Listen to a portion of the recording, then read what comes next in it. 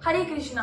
भागवत महापुराण के अनुसार महर्षि नारद अपने पूर्व जन्म में एक सामान्य मनुष्य थे। फिर नारद मुनि का एक सामान्य मनुष्य से नारायण के अवतार के रूप में जन्म कैसे हुआ? भागवत महापुराण में महर्षि वेदव्यास जी और नारद मुनि का इसी संदर्भ में एक संवाद है जो इस प्रकार है। जब व्यास जी ने नारद जी से हरि भक्ति की महिमा सुनी तो कहने लगे कि जब आपको महात्मा गण उपदेश देकर चले गए उसके बाद में आपने जीवन को किस प्रकार व्यतीत किया तथा आपको पूर्व जन्म की बातें किस प्रकार याद रहीं, यह बताने की कृपा करें। नारद जी बोले कि एक बार उनकी माता गाय का दोहन करने गई, तब वे सांप के काटने से मर गई। तब वे उनका मुख देखे बिना ही उत्तर दिशा की ओर गए।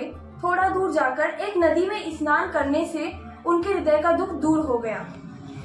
वहाँ एक पीपल के नीचे ध्यान लगाकर बैठ गया तो भगवान ने दर्शन दिए।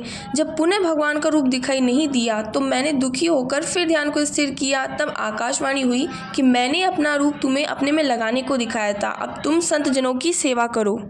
इस शरीर को त्याग कर पार्षद बनोगे, मेरे वरदान से तुम्हें अपनी बातें याद रहेंगी। यह आकाशवाणी सुनकर मैं संतों में विचरण करता रहा और मेरा वह शरीर छूट गया। कल्पांतर में जब नारायण शयन कर रहे थे तो उनकी सांस के साथ मैं उनके उदर में प्रवेश कर गया।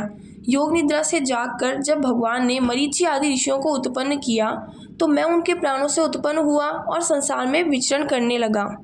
भगवान की कृपा से मुझे हर स्थान पर जाने की शक्ति प्राप्त है। मैं हर स्थान पर विचरण करता हुआ हरि गुणगान करता हूँ। संसार सिंधु से पार जाने को हरि गुणगान ही एक नौका है। अब मैं जहाँ भी भगवान को याद करता हूँ वहीं मुझको दर्शन देते हैं।